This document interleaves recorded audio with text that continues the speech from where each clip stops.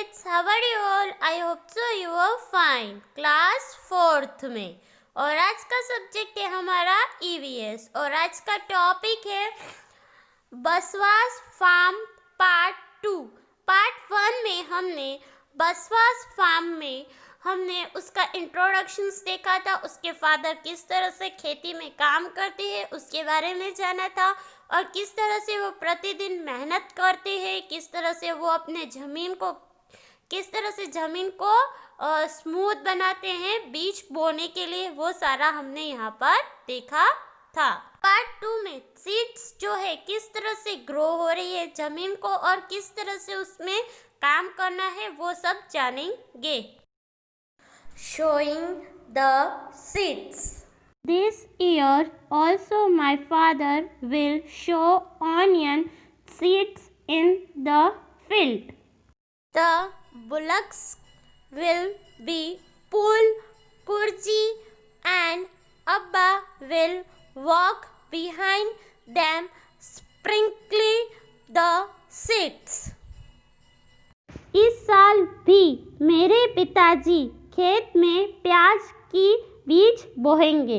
यानी कि कहने का अर्थ ये है डियर स्टूडेंट्स कि इसके जो फादर हैं वो इस साल भी प्याज के जो बीज, मैंने आपको लास्ट वीडियो में भी बताया था कि जो ब्लैक कलर के होते हैं छोटे से, वो देखिए यहाँ पर उसके पिताजी बीज बो रहे हैं।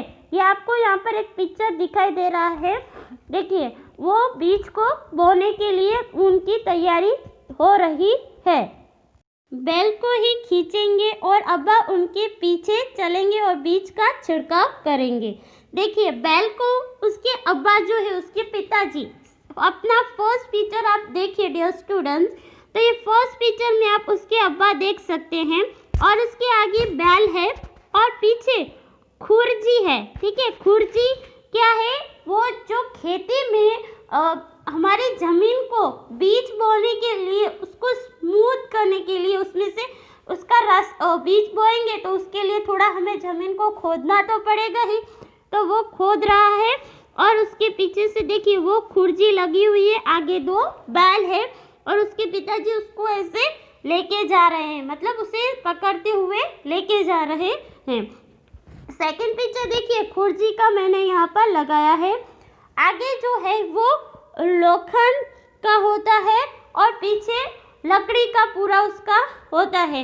उसको पकड़कर हम अपना काम कर सकते हैं, पुश कर सकते हैं।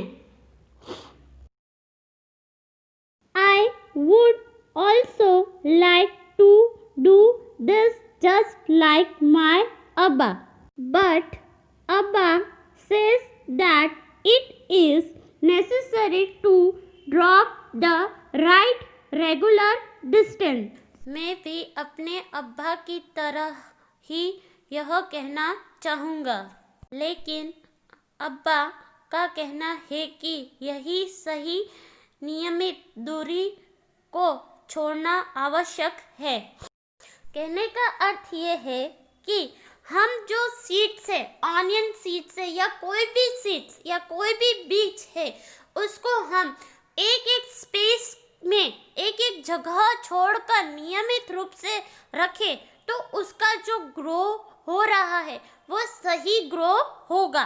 ठीक है, अगर हम एक साथ सारे बीज को रख दें तो उसका क्या हो जाएगा, एक साथ सारे बीज रख देंगे, ग्रो कर देंगे तो हमें प्लांट कौन सा प्लांट है, कौन सा बीज का कौन सा प्लांट है वो हमें पता नहीं चलेगा। यानी कि नियमित रूप से सही मात्रा में सही जगह पर रखने से हमें सब अच्छे से पता चलता है।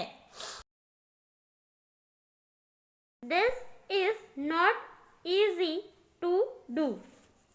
He says that I many drop too many seeds at one place. I must wait till I am a little older to be able to do this properly.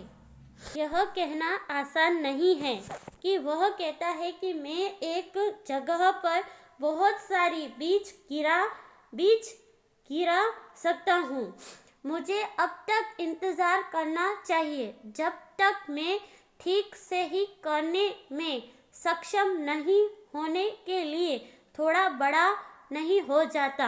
यहाँ पर कहने का अर्थ ये है कि यह आसान काम नहीं है, ठीक है, कि जब तक मैं उस सारी जगह पर बहुत सारे बीज गिराने के लिए अपने आप से सक्षम नहीं हो जाता, मैं अपने आप से सक्षम नहीं हो जाता कि मैं ये काम कर सकता हूँ, मैं अपने आप से एकदम परफेक्टली नहीं हो जाता कि मुझे ये करना चाहिए, तो तब तक मुझे थोड़ा ठहरना पड़ेगा, क्योंकि वो क्या है, अभी छोटा है।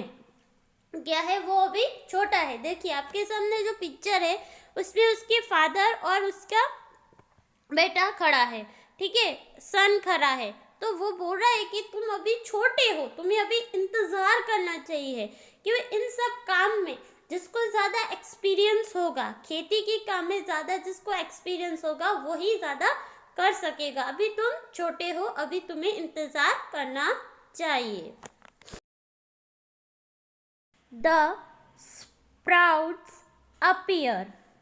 It is now 20 days since the seeds were sown.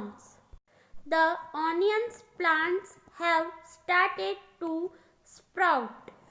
Along with onion plants, weeds have also come up. अब 20 दिन हो गए हैं जब बीज बो गए थे। प्याज के पौधों उगने शुरू हो गए हैं। प्याज के पौधों के साथ साथ खतरवा भी उगाया गया है। यहाँ पर क्या बोल रहा है कि 20 दिन, काफी दिनों के बाद 20 दिन हो गए हैं, उसके बाद बीज को बोए, ऑनियन बीज को बोए 20 दिन हो गए हैं। अब पौधे भी हैं, वो जो पौधे हैं, प्याज के पौधे हैं, वो उगना भी शुरू हो गए हैं, ठीक है, उगना शुरू हो गए हैं। उगना शुरू हो गए हैं, उसको मैं आगे स्लाइड में उसको मैं आपको अच्छे से एक्सप्लेन कर रही हूँ। अब उगना शुरू हो गए, साथ ही साथ उन्होंने और एक बीज को भी उगाया है, खतरपार एक बीज है, उसको भी उन्होंने उगाया है। प्याज के साथ और अन्य बीज भी उन्होंने उगाया है। और अब क्या है कि पहले क्या था कि उन्होंने क्या किया, उगाना, उन जमीन को खोदा, फिर उसमें बीज डाले, डिस्टेंस रखा बीच में, फिर उनको पानी दिया डेली, फिर उसके ऊपर वर्क किया। अब क्या हुआ, 20 दिन के बाद बीज को जो है वो ग्रो होना स्टार्ट हो गया है। क्या हो गया है, बीज ग्रो होना स्टार्ट हो गया है। Weeds grow in fields and garden without being planted. खेत और बगीचे में बिना रोपण किए खरपतवार उग जाते हैं। यानी कि देखिए कि जब हम कुछ बीज उगाते हैं, यानी कि खेत में कुछ उगाते हैं या ना भी उगाओ, तो वो छोटी छोटी सी जो घास नहीं उग जाती है, वो इधर उसकी बात की गई है। देखिए आगे क्या बोला था कि बीज उगना स्टार्ट हो गया है, प्लांट्स उगना स्टार्ट हो गया है। देखिए आपके सामने वो पिक्चर दी गई है, आप यहाँ पर देख सकते हो कि कैसे धीरे धीरे प्लांट्स ग्रो होना स्टार्ट हो रही है। देखिए पिक्चर्स के अंदर आपको दिखाई दे रहा होगा कि ये धीरे धीरे ऐसे उग रही हैं। जो प्याज है उसकी सीड्स है वो धीरे धीरे बढ़ गई है, मतलब वो ग्रो हो चुकी है, वो ग्रो होके धीरे धीरे थोड़ी थोड़ी बढ़ रही है। आप इस पिक्चर के अंदर उसको देख सकते हैं।